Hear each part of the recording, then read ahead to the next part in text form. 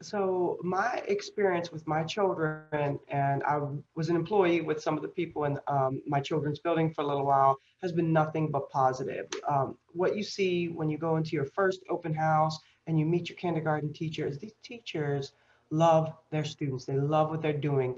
I'm so grateful that they're doing this work because it's not for everyone. Is as we know, teachers have a challenging job.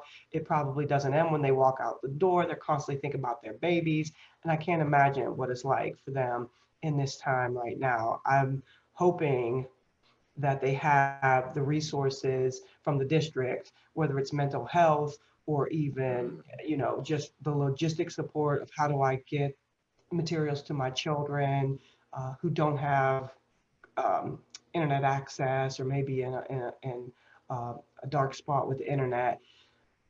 What I've seen with them on one-on-one is they love their students, and that's a beautiful thing, and they care about their students' education, and they're so patient and so compassionate. And with my children, when we first started, they're at home virtual all the time. So it was headphones and everybody sitting around the kitchen table. Well, that didn't work out for a while because their ears were starting to ache before the pressure of the headphones. I said, I need a different space. Right. And then they would complain about having headaches. So I called the teacher. I emailed the teacher. They all have different I have three children with three different teachers. And I say, how can we solve this problem together? And every time they're willing to just listen and Mhm. say, let's figure this out. What do you need? And how can I help? And we've solved the problem every time. And new problems constantly come up because we make an adjustment and then something new comes up. And I have very much appreciated their willingness to listen, they do, and to help. And when I get off the conversations with the educators, I think so thankful that problem is solved. We did it. We solved the problem. Then I think they were so kind and they didn't treat me as if they had 15 other parents to call, which Mm. they did. And Wow. I was so grateful for that. So every once in a while, when I get a moment to breathe and I have a second to myself, I write a note and say, how are you? I care about you and I hope you're doing well. My child is thriving and thank you for that because they couldn't thrive without you, what you do on their meets every day. And I think that helps when we have a relationship first and just say, I don't know that person. I don't go to dinner with that person, but they are helping my child. I love that child. They love that child. And we have a common goal to fulfill their potential. Excuse me. And every time that I've reached out for help or for assistance at the teacher level, the principal level, the superintendent level, the school board level, I've always been met with open ears. And Mm. for some of us, I didn't grow up with that sort of environment in my upbringing. So it's Mm. hard for us to know that those things exist. That sometimes it's as easy as asking That's right. asking for help. And sometimes it may be a miscommunication at first, or they may not understand.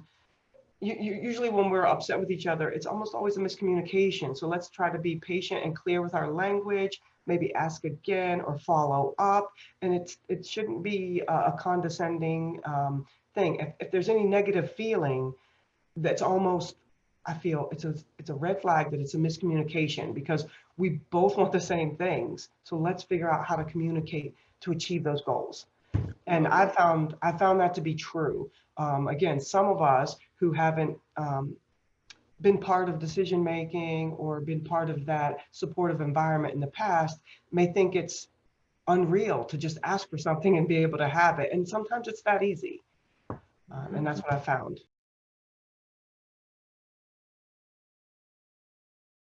We would hear that anytime that we're struggling, there's a need that's not being met.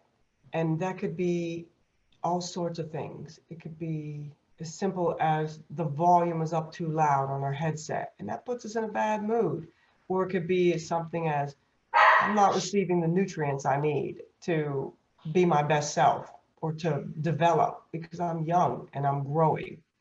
So if we listen, we'll better be able to understand what needs of the child are not being met. And then I don't think there's any adult around who would not try their best to provide whatever that child needs. So often we assume things, it's not the way to go because we think we know our experience. We know nothing about others' experiences. So we have to listen to know what's not there, what's the missing piece of the puzzle. And it's a puzzle, it's not simple, it's not easy. And again, because we all have different places in this world,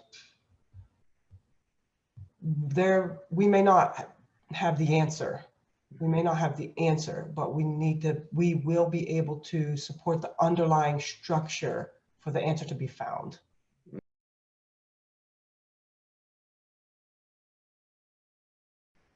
Uh, I would just say that you have the if you're at a position of power, that's already you already have the stronger hand. So you have to even be more gentle, more kind, more patient, show more grace because you already have like more tools. Except that when you let your guard down and you don't, I don't know, you don't want to come at it thinking I have more power because that's not the case. It's just that you understand the system better than the people who don't understand the system.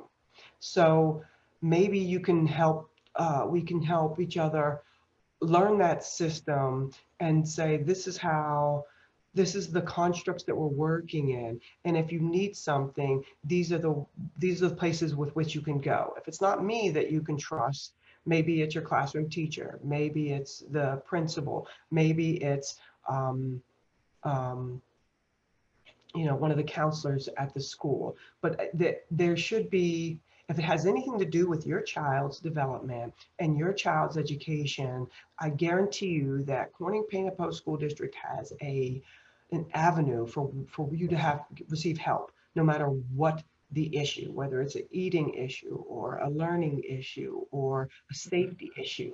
There is an avenue somewhere in our system that you can go to receive help, to receive knowledge.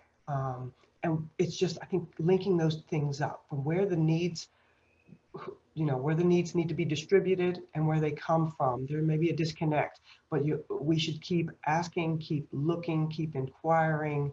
And there are many places that I hope you can feel safe to solve those, to find what you need because it's there.